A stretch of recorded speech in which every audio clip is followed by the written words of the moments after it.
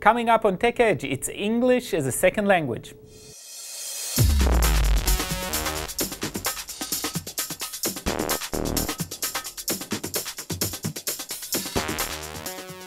Hi, I'm Guy Trainin. And I'm Amanda Hall. And this is Tech Edge. Today on Tech Edge, we're going to be talking about English as a second language. And Guy, I know that you came over and you are actually in English as a second language. Can you kind of tell us your experience with learning it? Well, as is very common in most European countries, there are more than one language. There's more than one language that you study as a foreign language. So I've started in about 4th grade, but it's a constant learning experience. So whatever you can do to get your language skills up, that's always useful. And those are the apps we're going to talk about today. Okay. And when I was learning English, we didn't have apps. So what did you use then? What was your studying technique? Well, a few things worked for me really, really well. One is that we started early and we had a lot of, but the thing that really helped was we had a lot of exposure to English through TV and popular culture, songs, these kind of things really helped. And so there was exposure that wasn't just classroom exposure, it was in other places. And actually when you go into higher education in Israel, a lot of it is in English as well, because the materials are not all available in Hebrew. And it's the advantage and disadvantage of living in a country that has a language that is spoken only by 5 or 6 million people.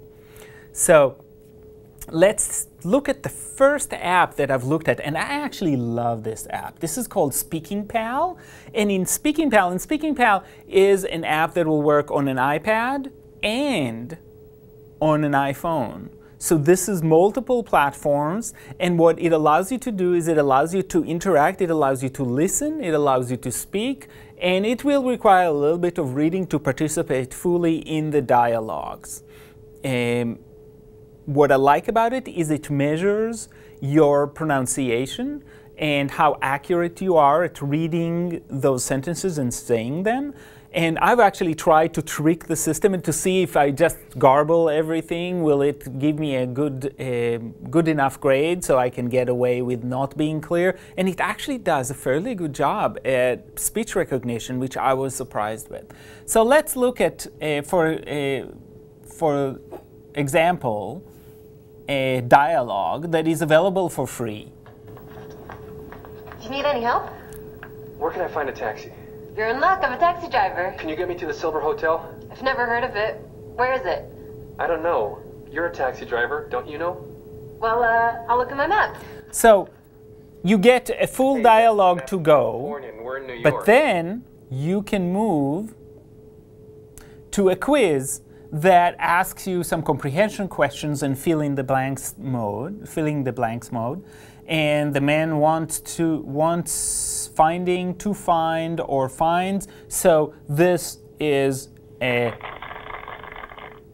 grammar task in this case, but it also requires you to understand what the requests are. So this is one thing you can do with this, is listen and then respond. It's a listening comprehension. Obviously it has also a reading component to it.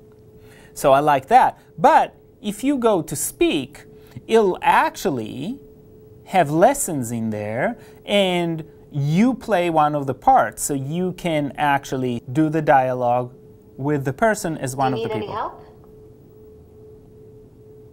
Where can I find a taxi? You're in luck. I'm a taxi driver. Can you get me to the Silver Hotel? I've never heard of it. Where is it? And so you can see that this allows you to interact with the machine. It's very creative, it's very nice, and it allows you to look at the results and listen to yourself as well. So there are multiple things you can do as part of this app, studying in context, saying real sentences. It does require reading, but it is a very, very good app, and I think that for any adult or young adult who's learning English, this can be a great way to practice some basic conversational English. And to keep practicing on what they've already learned, to kind of keep going over it and to keep improving on how they pronounce the words, I think would be also a great learning tool for them. And this app works, it comes with a few lessons, and then you have to pay for additional lessons. This is very common in the language learning apps, which is fantastic because then you can download them for free, you can try out a few lessons, see if you like it, see if you like the format, the feedback, the quality, and only then decide if you want to purchase more lessons, usually for 99 cents or a package for $1.99, those kind of things. So let's look at the next app, and the next app is called Idioms. Idioms is one of those things that are really hard to transfer. They don't transfer between languages. They're unique to each culture and language, and what the Idioms app actually does is it helps explain what the idiom means and where it came from. So there's quite a bit of reading, and that's definitely for adults that are advanced or to young adults who are fairly advanced in the language, but I actually think that that's a fantastic way to get some sense of how those idioms came about. Actually, I think it can work for non-English learners, but... Well, actually, you know, it brings up a great, because I've actually seen the classroom where a lot of even my elementary students will be confused by a phrase like bee's knees, and they'll want to know a little bit more about it. So this is kind of great for the teacher because they can look at it, and even if the student isn't up to that reading quality, they can kind of look over it and rephrase it to the child and kind of explain to them, you know, what these mean, why they're in this language, and so I think that's there's a nice selection of idioms going through, and you just swipe and you can go through a large selection of them. And you have two you wanted to show us. Right. Well, the first one I want to talk about is actually called grammar. And you can actually see on here, so we'll pick the elementary sample pack. So and you can see that this is from the British Council, which produced a lot of materials for learning English. So we're going to pick simple past. And so you can see on here it gives you a sentence. So it is, you're going to have to, you know, be required to read, but you're picking the simple past. So my brother, and then you'd have to go walk to school, walking to school, walk to school, or walks. So of course we're going to pick past tense, and then you can see, you can check it. It tells you if you got it right or not.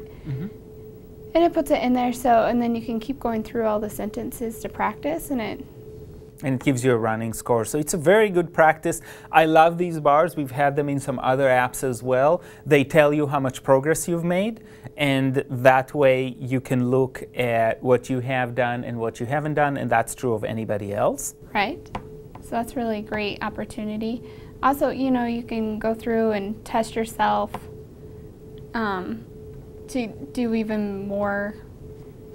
And it gives you a timer, so you can see like how fast you can get something done, so you're knowing how accurate you're being, or if you're doing it really right off the bat, or if you're having to take time to think about it. And the next app we're going to be talking about actually is called Babbel. And Babbel, you can go through and pick, of course on the side it's all in Spanish, and you're translating it into English, so you can pick drinks, and then it'll give you drink. You can hear it and you can see the picture of it. And what I like about it is it has at the same time the word in Spanish. So if you're an older student who has knowledge of reading in Spanish, you can use that to make sure you understand it. Another thing I really like about this is also if the student, you know, has access to an iPad at home, the parents can also do this with the child, so they're, you know, can interact with the child on learning English, and that's kind of great because then, you know, it's not just the child learning English, the parent can also practice with them at home. And so you can record. Juice. Juice. You can test yourself, but I'm not seeing how you get feedback here. Well, down here at the bottom, it'll actually say, so for example, juice. See, it shows that I didn't get it right. Coffee. And it'll say a 0 at the bottom. Oh, okay. So, coffee. So I didn't say it right. Coffee. So it gives you 0. And then you can kind of test it. It gives you a certain score. Oh, okay. So there's a bar on top that tells you how many you got correctly. Mm-hmm. Okay. And there's other vocabulary that you can do. You don't just have to do drinks. It'll give you a whole bunch of different tests. You can do fruit and food. This in here is parts of the body.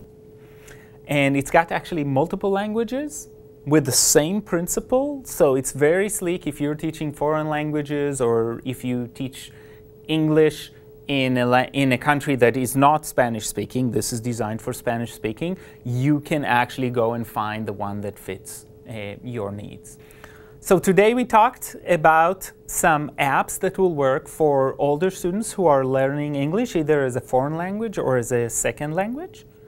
And we'll see you next time on TechEdge.